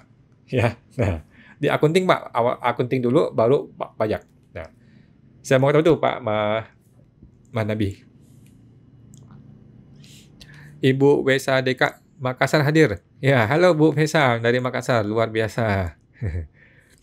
Ibu Desi Ci 9114. Kok SPT Badan 19 expired dan tidak bisa diperiksa tahun 2025 awal ya? Betul. 2025 ya, betul ya. 2025 ya, betul. Udah expired Bu, udah nggak saya periksa lagi. Semangat itu Bu Desi. Bapak De Kruger 22. Kawan, masalahnya setelah bayar sendiri PPh 23 atas dividen, PPh final buat Pak ya, maka di SPT PPh 23 unifikasi tidak bisa lapor jika kita pilih sektor sendiri. Gimana ya kok? Bukan dividen itu Pak. Jadi dividen itu bukan PPh 23 ya. Dividen itu PPh final Pak. PPh final ya, bukan PPh 23. Jadi Bapak salahnya gara-gara Bapak kira ini PPh 23 sehingga muncul di unifikasi di PPh 23. Bukan ya. Dividen itu menggunakan PPh final di bagian PPh final PPh 4 ayat 2. Gitu, Pak. Semoga teman-teman Pak De Kruger. Dan setahu saya nggak usah ada lapor. Memang tidak ada menu untuk lapor setahu saya sih. Nah. Oke. Bapak De Kruger. Jadi seolah-olah lapor PPh 23 hanya bisa untuk potong pungut, bukan bayar sendiri. Memang iya, Pak. Memang iya. Jadi Bapak itu salah jenis PPh. PPh-nya pakai PPh final ya. Oke. Ibu Vesa Deka. SHU anggota itu sama dengan Privo ya Pak? Setahu saya sama Pak, Bu. Setahu saya sama. Coba Ibu cek ke SPT orang pribadi di bagian PPh yang bukan objek pajak. Itu kalau nggak salah disebutin deh. Kalau nggak salah disebutin yang namanya Privo itu satu kelompok dengan SHU-nya koperasi deh. Coba cek lagi Bu ya, biar nggak salah. Saya juga belum cek lagi. Setahu saya sih begitu. Semangat itu Bu Vesa Deka. Bapak De Kruger, padahal PPh 23 atas dividen harus dibayar sendiri oleh investor, oke? Bukan PPh 23 Pak ya, PPh final 4 ayat 2. Bapak Ibu VV 68, kok pendapatan luar yang saya maksud adalah pendapatan kupon obligasi di bank. Apakah juga bisa dianggap dividen yang bisa diinvestasikan di Indonesia? Setahu saya enggak deh Bu, setahu saya enggak. Yang dimaksud dividen adalah Ibu beli saham. Ibu beli sebuah saham, mungkin saham Google, saham Facebook, saham Microsoft gitu-gitu ya. Ibu beli saham, kemudian dapat dividen. Setahu saya begitu yang dimaksud dengan saham ya. Kalau itu bentuknya bond, obligasi, deposito, tabungan, dapat bunga, kan itu namanya bunga ya. Bunga itu interest. Interest itu tidak bisa dianggap sebagai investasi, sebagai dividen yang nanti diinvestasikan. Setahu saya nggak bisa. Gitu Bu ya. Nah, yang dimaksud dividen itu hanyalah kalau belinya stock market ya, saham. Semoga itu Bu VV. Ibu Tirza Kezia. Malam kok? Malam Bu Kezia. Jika modal CV dimiliki oleh 4 orang pengurus dengan posisi direktur utama, direktur, komisaris utama, dan komisaris, jika direktur utama mendapat gaji dari CV, maka tidak dikenakan potongan PP21 kan? Betul Bu, betul ya. Tidak kena PP21, tetapi jadi prefer kan? Nah, tetapi ingat, prefer itu hanya bisa diambil dari laba ditahan ya. Jadi prefer itu bukan seperti gaji yang langsung tiap bulan, tetapi hanya diambil dari laba ditahan saja. Gitu. Artinya apa? Artinya sudah kena PPh badan dulu di CV-nya, baru bisa tarik sebagai prefer. Gitu Bu ya. Jadi bukan berarti prefer itu nggak kena pajak. Prefer itu sudah dipajakin oleh si CV ketika dia menerima penghasilan. Gitu. Gitu Bu ya. Semoga cocok ya. Semoga teman-teman Bu Kezia. Ibu Kezia. Dan atas gaji tersebut harus dikoreksi fiskal ya kok. Oke. Yang namanya prefer itu bukan komponen laba rugi Bu. Prefer adalah komponen yang neraca, sehingga tidak ada hubungan dengan koreksi fiskal. Nah, koreksi fiskal kan hanya atas laba rugi kan? Nah, sedangkan neraca tidak dikoreksi fiskal. Jadi akun prefer itu adalah akun di neraca, di kelompoknya modal, di kelompoknya laba ditahan. Gitu Bu ya. Semangat itu Bu Kezia. Bapak Fakih 92, kawan, tanya lagi. Kalau dapat warisan tanah dan bangunan dari mertua, katanya termasuk objek PPh ya? Enggak, Pak. Cara ngitung PPh-nya gimana? Enggak ya, bukan objek PPh. Apakah tarif dikalikan NJOP? Tidak. Kemudian pelaporan SPT tahun bagaimana? Jadi yang namanya mertua, yang penting mertua sah ya. Yang namanya mertua itu adalah semendak istilahnya ya, semendak. Dari mertua kepada menantu, dari menantu kepada mertua itu semendak. Itu tetap dipersamakan seperti orang tua ke anak. Jadi tetap itu adalah hibah yang bukan objek pajak. Setahu saya begitu Pak Fakih. Jadi nggak kena pajak. Cuman ketika balik nama, tetap masih bayar BPHTB ya, biaya balik nama. Cuman PPh-nya digratiskan. Nah, minta SKB ke DJP, minta ke notaris yang bantu urus. Gitu Pak. Semangat itu Pak Fakih. Setahu saya begitu ya Pak. Ibu VV68. Kok yang saya maksud pendapatan luar negeri itu adalah kupon. Tadi ya sudah ya Bu ya. Ya, kupon luar negeri tetap kena bukan dividen. Oke. Bapak Roniong 89. Malam kok. Bolehkah dividen yang kita terima kita jadikan uang muka untuk pembelian atas inventaris tanah bangunan? Boleh Pak, boleh. Dan sisanya kita pinjam dari bank dan mencicil lebih dari 3 tahun. Boleh Pak, boleh. Boleh ya.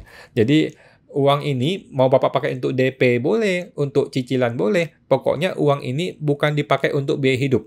Uang ini dipakai untuk jadi barang, jadi bangunan, jadi tanah atau bangunan itu boleh. Gitu Pak. Walaupun bukan sepenuhnya ya, cuma DP-nya doang atau cuma cicilannya doang itu boleh-boleh saja.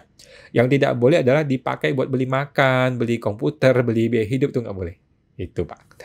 Saya mengatakan itu Pak Ronyong. Bapak Ahmad Rabani SS. PP 23 untuk yayasan jangka waktu berapa tahun kok? Saya belum pernah coba Pak yayasan. Setahu saya yayasan nggak bisa deh, karena yayasan kan bukan profit ya. Apa bisa profit juga ya? Coba cek aja Pak, kemungkinan sih 4 tahun. Kemungkinan 4 tahun ya. Karena yang 3 itu hanya untuk PT.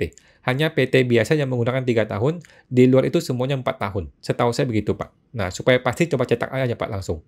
Nah, saya mengatakan itu Pak Ahmad. Ibu atau Bapak Kelly Wijaya. Kalau pakai prefer, jadi bisa kapan aja bisa pakai uang PTP ya kok Awan. Tidak ya teman-teman, mohon maaf. Yang namanya prefer itu diambil dari laba ditahan. Gitu. Artinya apa? Artinya sudah dipajakin dahulu, terkumpullah laba ditahan, barulah dia boleh ambil sebagai prefer. Oke. Nah, kapan baru diambil prefer? Bebas gitu. Mau diambil sebulan sekali boleh, seminggu sekali boleh, setahun sekali boleh, per 6 bulan juga boleh. Yang penting itu diambil dari laba ditahan, Pak ya. Bukan sembarang uang diambil ya, tetapi hanya dari laba ditahan saja. Nah, mau kata itu Pak Wijaya. Ibu Melia. Kok kalau dividen perusahaan dibagikan hanya ke direktur karena mayoritas, boleh tidak? Dan dia itu bayar pajak 10%-nya.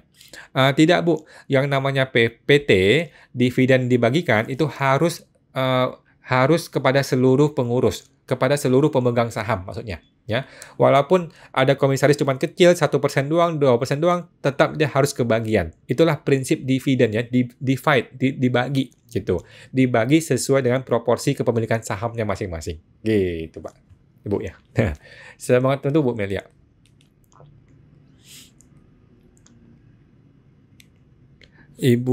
Bapak Iskrak. Ya, Pak, biaya bunga pinjaman bank boleh dibayarkan atau tidak? Jawabannya boleh kalau itu berhubungan dengan 3M ya, menagih, mendapatkan, memperoleh penghasilan. Ya. Dan harus dikoreksi fiskal enggak ya? Tidak ya, tidak. Kalau dia berhubungan dengan 3M, Pak ya. Kalau bunga pinjaman bank berhubungan dengan 3M, mendapatkan, memperoleh, menagih penghasilan, maka dia boleh dibiayakan dan tidak koleksi fiskal. Tapi kalau dia tidak berhubungan dengan 3M, maka itu tidak bisa dibiayakan. Contohnya nih, perusahaan komputer tiba-tiba pinjam duit, dia beli rumah gitu, itu nggak bisa. Setahu saya gitu ya. Nah, semua tentu Pak Icak. Bapak Budi pasti bisa. Pak, jika PTP yang menggunakan dividen untuk menambahkan modal di SPT, lampiran 4 harus rubah modal di dokumen izin atau seperti apa ya Pak? Saya masih nggak ngerti Pak. PTP yang menggunakan dividen untuk menambahkan modal di SPT. Lampiran 4 harus diubah modal di dokumen izin atau seperti apa ya Pak? Terpotong-potong Pak tulisannya. Jawabannya adalah yang saya pahami ya, perlu diubah di lampiran 4 dan juga perlu diubah di dokumen izin. Cuman saya sih agak malas diubah karena saya pakai metode prefer kan. Kalau metode prefer maka modal saya bisa naik bisa turun, bisa berubah-ubah. Kalau saya sih gitu ya. Tapi kalau metode dividen ya mesti diperbaiki. Gitu. Semangat untuk Pak Budi. Bapak Ferry Junior 196. Orang tua saya umur 84 tahun. Wow, dia ada warisan rumah dari tahun 90. Dia nggak pernah lapor SPT. Bagaimana caranya orang tua saya mau jual itu rumah? Validasi PPh 21 bagaimana ya Pak? Bukan validasi PPh 21 ya, validasi notaris ya, validasi jual beli. Coba ngomong ke notaris dulu Pak. Coba ngomong ke notaris, bisa nggak ini diproses? Nah, kalau notarisnya bilang tidak bisa diproses, ya udah orang tua Bapak perlu bikin NPWP dulu ya. Bikin NPWP, kemudian laporkanlah harta itu di SPT dia yang terbaru. SPT 2022 maksudnya. Nah, dan itu berhubung ini warisan tidak kena pajak. Lagi pula tahun 90 sudah jauh sudah tidak kena pajak, Pak. Jadi tinggal laporkan aja di SPT dia yang terbaru, barulah dia jual rumah tersebut. Nah, setahu saya sih bisa begitu, Pak. Nah, semangat itu Pak Ferry. Bapak Budi SSS 89. Malam kok, malam Pak Budi. Perusahaan masih non-PKP. Dapat faktur pajak. PPN masukan dibiayakan. Apakah nanti dikoreksi fiskal? Bukan gitu caranya Pak ya. Jadi PPN masukan itu Bapak langsung tambahkan sebagai harga barangnya Pak.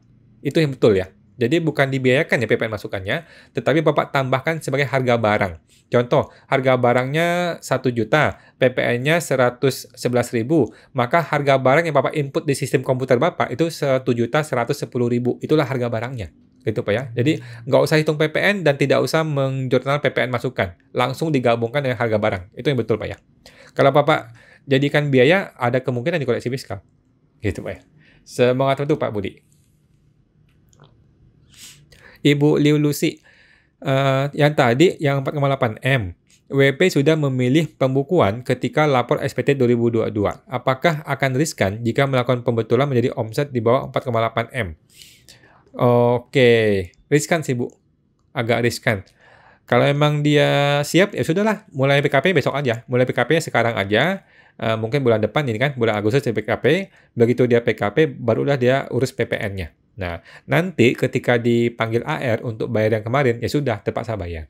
Gitu.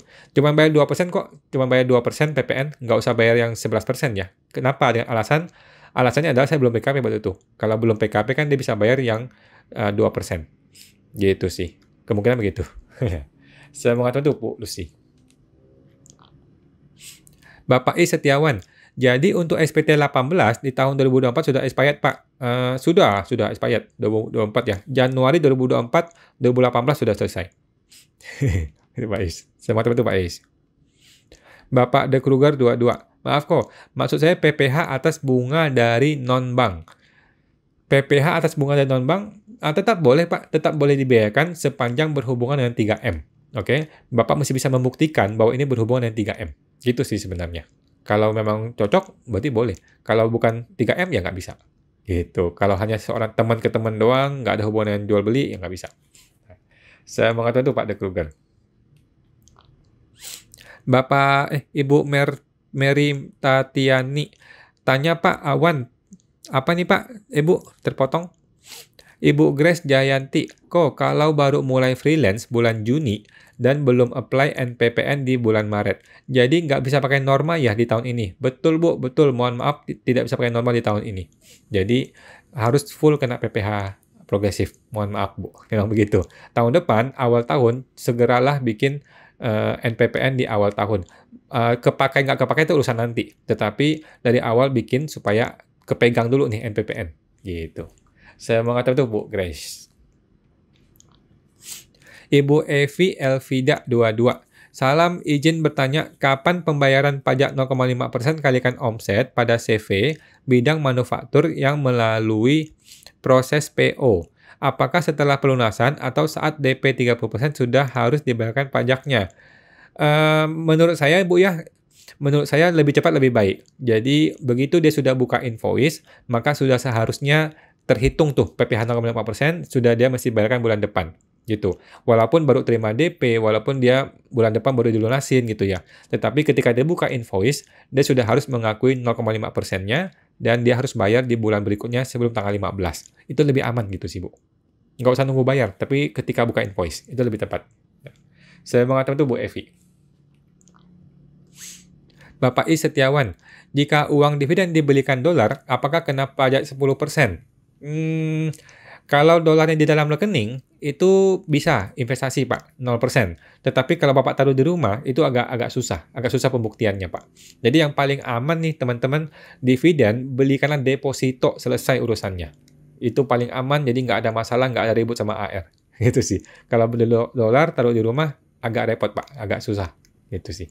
Karena nggak ada terrecord di sistem bank, maksudnya. Nah, saya mengatakan itu, Pak Is. Bapak Faki 92. Terima kasih kok penjelasannya, sangat membantu. Semoga sukses dan sehat selalu. Terima kasih Pak Faki, sukses selalu dan sehat selalu buat teman-teman semua dan Pak Faki. Bapak Kutlin. Kok kalau perusahaan pinjam dana ke pemegang saham orang pribadi, bunganya dapat dibiayakankah? Jawabannya bisa sepanjang berhubungan dengan 3M. Jadi itu uang dipinjam buat apa? Kalau buat operasional perusahaan ya boleh-boleh aja dibiayakan. Gitu kan? Nah, boleh, nggak ada masalah. Yang penting 3M, Bu. Saya mengatakan itu Bapak atau Bu Kutlin. Bapak X-Crack. Permasalahannya, bunga pinjaman sudah dipotong pajak atas bunga. Sehingga bunga pinjaman tersebut tidak boleh lagi dibiayakan. Boleh bilang, bunga pinjaman sudah dipotong pajak atas bunga. Siapa yang potong? Sehingga bunga pinjaman tersebut tidak boleh dibiayakan. Nggak ada hubungan, Pak. Nggak ada hubungan. Coba cek lagi, Pak ya. Aturannya bagaimana. Atau ini AR-nya mungkin salah pendapat atau Bapak mungkin salah bicarakan kalimatnya, Pak. Mohon maaf, Pak. Thank you, Pak. Ibu Tirza Kezia, kok tanya lagi. Kalau PT pinjam bank plafon 18M dan digunakan oleh pribadi direktur untuk usaha dia yang lain, maka atas bunga pinjaman bank tersebut kan harus dikoreksi fiskal, betul? Terus gimana, Bu? Tapi, jika uang yang dipakai direktur pribadi melebihi 18M, maka atas selisihnya, apakah direktur tersebut harus bayar PPh 23 15% atas bunga pinjaman ke PT? Saya rasa iya. Akan dikejar tuh PPh atas bunganya. Akan dikejar, Bu. Jadi siap-siap aja sih. Angka besar seperti itu. Itu sih, Bu. Oke, teman-teman tuh, Bu. Oke, siap. Ibu Mary Tatiani. Malam Pak Wan. Malam Bu, mau tanya ada uang tunai PPS yang di SPT 22 untuk non-investasi. Apakah perlu ada rekening atau ada terlihat rekening banknya sedangkan uang sudah tidak ada? Tidak perlu Bu, tidak perlu. Yang namanya PPS itu sudah nggak ada urusan. Mau dalam bentuk uang boleh, dalam bentuk tabungan boleh, mau terlihat sebagai rekening boleh, kalau nggak ada juga nggak apa-apa. Kalau nggak ada ya udah tinggal lapor sebagai uang tunai. Gitu aja sih, uang tunai aja. Nah. Semangat terbantu Bu Mary. Ibu Tirza, PPh 23 final. Oke, ya. Final itu PPh 42 ya, bukan 23.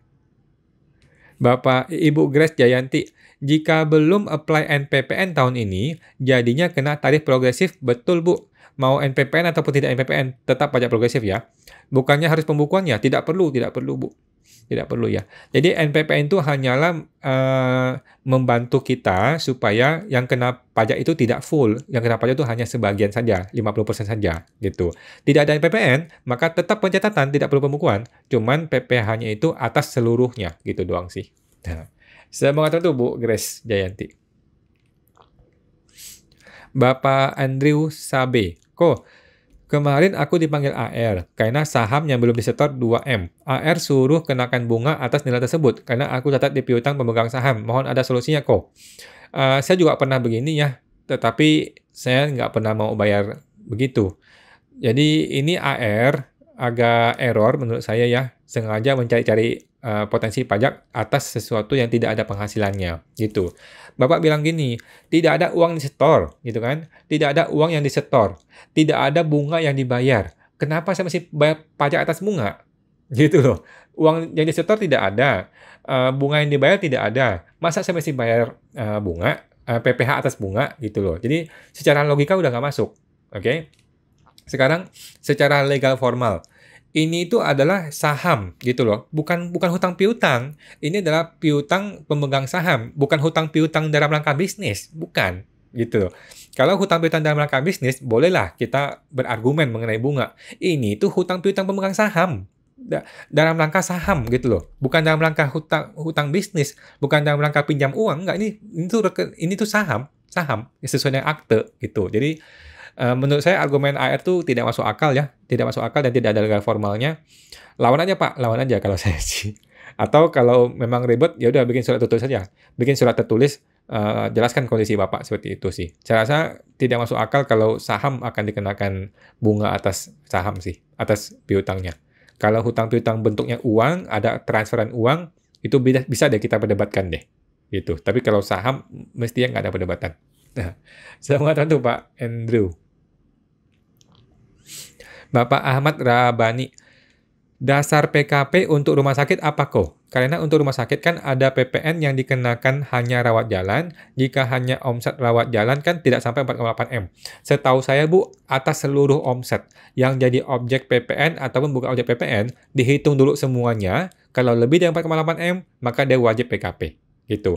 Nah, walaupun setelah dia PKP, ternyata yang kena PPN itu hanya di bawah 4,8M. Tetapi dasar untuk menentukan dia perlu PKP atau tidak perlu KP adalah seluruh omset. Yang saya pahami seperti itu, Bu ya. Coba cek lagi aturannya. Nah, saya mengatakan tuh, Bapak Ahmad ya. Ibu Lilusi, terima kasih kok. Sukses dan sehat selalu. Terima kasih Bu Lucy. Sukses dan sehat selalu semuanya. Bapak I Setiawan, jika guru les pakai norma perhitungan untuk hitung harta diambil dari income full atau dari yang kena pajak saja. Sudah pasti Pak ya teman-teman yang menggunakan norma, yang namanya harta itu dinilai dari total penghasilan, bukan dari normanya saja.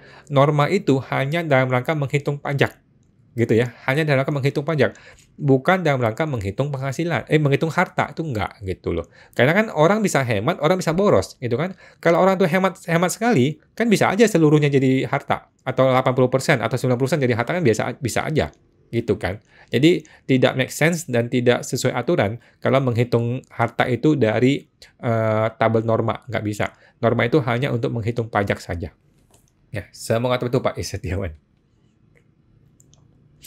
Bapak Andrew, makasih kok, sama-sama. Bapak Ahmad, lalu apakah AR bisa seenaknya minta pemeriksaan pajak kok kalau kita lawan? Dia ngomong sih bisa, tetapi apakah betul akan pemeriksaan kan masih jauh gitu ya. Jadi AR ngomong doang pemeriksaan itu bisa saja. Ancaman kan itu namanya ancaman ya. Bapak harus rekam baik-baik pakai audio, rekam dan Bapak bisa laporkan ke pengaduan kalau Bapak mau gitu ya. Karena itu ancaman yang error gitu loh. Kenapa sih masih pemeriksaan? Kita langsung selesai sekarang aja, nggak usah pemeriksaan, gitu kan. Kalau memang dasar hukumnya jelas, semestinya nggak usah ada perdebatan. Perdebatan tuh muncul gara-gara salah satu pihak tidak mau pakai aturan, gitu loh. Gitu ya. Nah, jadi kalau diancam, Bapak laporkan aja, gitu. Tetapi apakah pemeriksaan bisa terjadi atau tidak? Jawabannya bisa-bisa aja, tetapi masih panjang, Pak. Masih panjang perjalanannya, gitu. Ya. Semoga itu Pak Ahmad.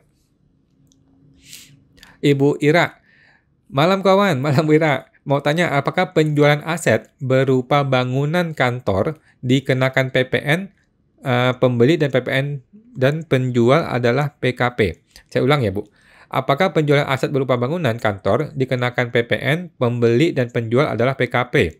Oke, kalau pembeli dan penjual adalah PKP, maka cenderungnya adalah jadi objek PPN. Gitu, Bu. Cenderungnya jadi objek PPN. Oke. Kalau Ibu tidak mau bayar PPN, bisa dengan alasan. Pertama, ini barang ketika saya beli, ada PPN masukan tapi tidak saya kreditkan. Itu alasannya. Alasan yang kedua adalah bangunan ini tidak ada hubungan dengan usaha saya. Itu bisa, ya. Jadi argumennya adalah waktu saya beli saya tidak kreditkan dan bangunan ini bukan untuk kegiatan usaha. Itu bisa diargumenkan. Tetapi kalau memang dua-duanya PKP, sewajarnya lah pakai PPN itu kan lebih baik, lebih aman, nggak ada perdebatan dengan AR. Gitu sih, Bu. Kan lagi pula kan bisa dikreditkan oleh pihak lawan transaksi kan. Jadi harusnya PPN akan jauh lebih aman. Nah, saya mengatakan itu Bu Ira. Bapak Isetiawan, makasih Pak. Sama-sama Pak. Oke, semua sudah selesai teman-teman ya. Oke, sudah jam 9.30. Oke teman-teman, terima kasih semuanya ya sudah hadir luar biasa hari ini. Bagi teman-teman yang masih mau ikut bisa join ke program pelatihan PSTP ya. www.siapatakopajak.com ya. Buat teman-teman yang mau menghadapi petugas pajak, surat pajak dan lain-lain dan pemeriksaan pajak ya. Bisa bergabung ke www.siapatakopajak.com di sana dan kali ini kita ada bonus buat teman-teman dalam bulan ini. Bisa ada diskusi langsung dengan saya, private, one-on-one, secara online. Nah, kalau ikut yang batch yang kelima ini. Oke, ada lagi. Ibu Mary Tatiani. Malam Pak Wan, saya tanya lagi. Ya Bu, jika cash flow SPT 22 minus, karena uang PPH final PPS belum dimasukin cash flow, tapi sudah PPS, bagaimana ya kok? Apakah bisa ditanyakan? Nggak ada masalah Bu, berarti kan hartanya turun ya. Kalau PPS cash flow-nya turun, minus, artinya hartanya turun. Jadi nggak ada masalah. Turunin hartanya, Bu. Turunin hartanya. Nggak apa-apa kok. Jadi harta jadi minus. Nggak ada masalah. Boleh-boleh aja. Yang tidak boleh adalah hartanya tetap bertahan. Tuh nggak boleh. Padahal kan ada bayar PPS. Gitu, Bu. Nggak masalah kok. Turunkan hartanya. Nah, saya mau ngatur itu, Bu Mary. Ibu Ira. Terima kasih, Bu. Sama-sama. Ibu Siatling. Thank you buat penjelasannya. Sama-sama, Bu Siatling. Sama-sama. Ibu Katlen, makasih kok, sama-sama. Ibu Pak Kristoforus, sama-sama. Oke semua teman-teman, terima kasih semuanya. Luar biasa hari ini. Kita jumpa lagi Senin depan jam 8 malam. Mari semuanya, mari.